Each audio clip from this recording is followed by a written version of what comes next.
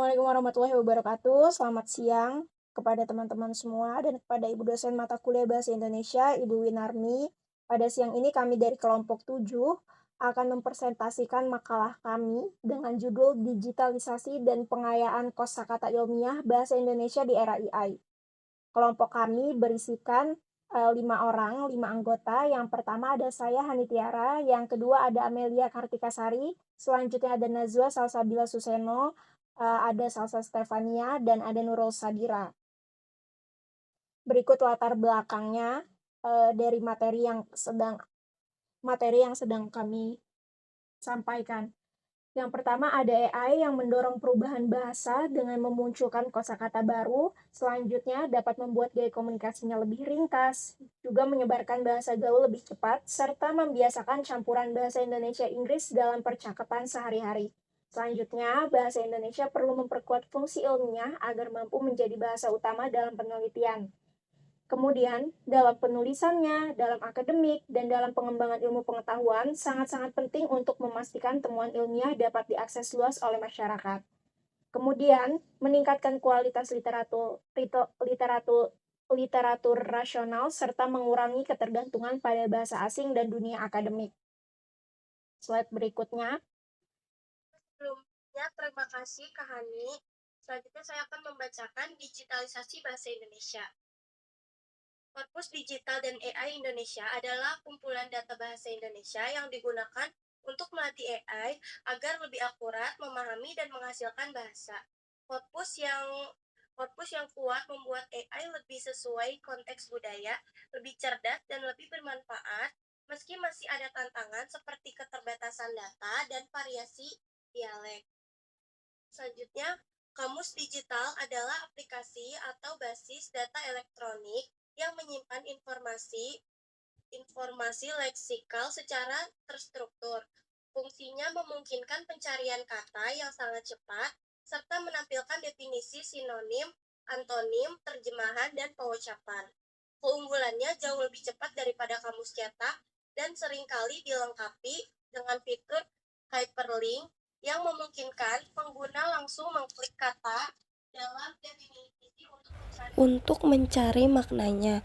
Contoh aplikasi KBBI Daring, Google Translate, fungsi kamus, atau fitur kamus bawaan pada e-reader. Selanjutnya ada TTS atau Text to Speech, adalah teknologi sintesis ucapan yang mengubah data teks digital menjadi output suara yang terdengar alami. Proses intinya adalah teks dianalisis menjadi unit-unit suara atau fenom yang kemudian disatukan oleh synthesizer untuk menghasilkan gelombang audio. Penerapan utamanya adalah aksesibilitas bagi penyandang disabilitas penglihatan, narasi otomatis untuk video atau audiobook, dan perangkat bantu komunikasi. Yang kedua ada STT atau Speech to Text, adalah teknologi pengenalan suara otomatis yang mengenali dan memproses suara lisan manusia, kemudian mentransformasikannya menjadi teks tertulis. Proses intinya adalah menganalisis gelombang suara, memfilter kebisingan, menggunakan model akustik dan model bahasa untuk menghasilkan transkripsi. Penerapan utamanya adalah dikte, memasukkan teks menggunakan suara, transkripsi rekaman atau wawancara, perintah suara ke asisten virtual, dan penerjemah real time. Selanjutnya akan dilanjutkan oleh Kadira. Untuk tantangannya, yang pertama adalah data terbatas. Tantangan ini merujuk pada ketersediaan data digital yang minim dan berkualitas rendah untuk bahasa lokal dibandingkan bahasa dominan dunia. Yang kedua, dominan istilah bahasa asing. Tantangan ini adalah penggunaan istilah teknis dan konsep digital yang berasal dari bahasa asing, terutama Inggris, secara luas, yang seringkali belum memiliki padanan resmi yang mudah dipahami data bahasa lokal. Yang ketiga, literasi digital rendah. Ini adalah tantangan yang merujuk pada kurangnya kemampuan masyarakat dalam menggunakan, memahami, dan mengevaluasi informasi serta teknologi digital secara efektif dan kritis. Yang keempat, penetapan istilah lambat. Tantangan ini berkaitan dengan proses formal, standarisasi, penerjemahan, dan penetapan istilah asing menjadi istilah resmi dalam bahasa lokal yang memakan waktu lama. Selanjutnya adalah pengayaan kosakata ilmiah. Yang pertama, neologisme. Neologisme adalah pembentukan kata-kata baru, frasa atau istilah baru memasuki penggunaan umum dalam suatu bahasa, terutama dalam kitanya dengan perkembangan baru dalam ilmu pengetahuan dan teknologi. Yang kedua, peminjaman atau loanwords. Peminjaman adalah proses mengambil kata-kata atau istilah dari bahasa asing dan mengintegrasikannya ke dalam bahasa Indonesia. Dalam konteks ilmiah, ini sering dilakukan untuk mengadopsi istilah teknis standar internasional. Yang ketiga, bahasa daerah. Bahasa daerah digunakan sebagai sumber pengayaan kosakata ilmiah dengan menyerap kata-kata dari bahasa-bahasa lokal di Indonesia. Kata-kata ini seringkali merujuk pada flora, fauna, atau konsep budaya atau lokal yang khas. Yang keempat, AR terminologi mapping.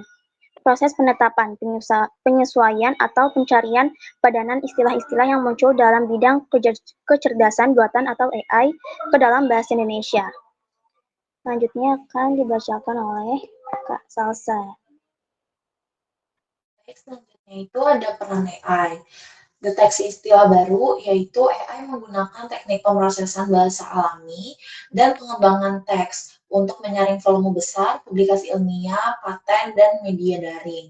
Lalu ada padanan otomatis. Setelah istilah bahasa terdeteksi, AI dapat membantu dalam menemukan dan mengusulkan padanan yang paling tepat dalam bahasa target, misalnya bahasa Indonesia. Lalu selanjutnya ada standarisasi. AI membantu memastikan bahwa penggunaan istilah-istilah ilmiah dalam berbagai dokumen dan publikasi adalah konsisten dan sesuai dengan standar yang ditetapkan oleh lembaga bahasa. Selanjutnya itu ada terjemahan cepat. Dalam lingkungan ilmiah, global AI memungkinkan terjemahan dokumen, abstrak, dan artikel ilmiah secara instan dan efisien. Singkatnya, AI bertindak sebagai asisten linguistik yang skalabel, mempercepat siklus deteksi, pemadanan, standarisasi, dan diseminasi kosakata ilmiah.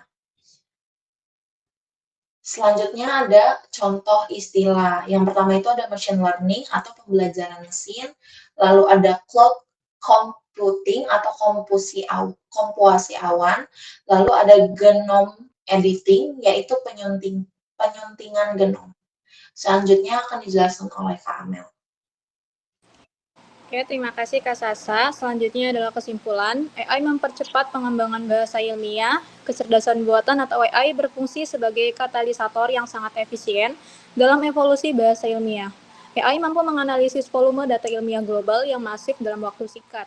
Hal ini memungkinkan deteksi istilah baru, pengusulan padanan, dan standarisasi terminologi untuk dilakukan jauh lebih cepat daripada metode manual.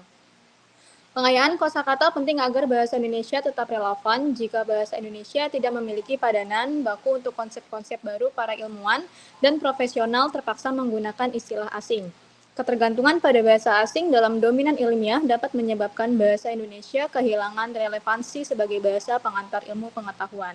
AI memberikan alat yang diperlukan agar tujuan linguistik dapat tercapai dalam laju perkembangan ilmu pengetahuan modern.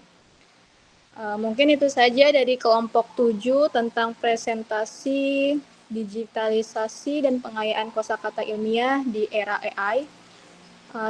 Selanjutnya ada yang ingin menambahkan?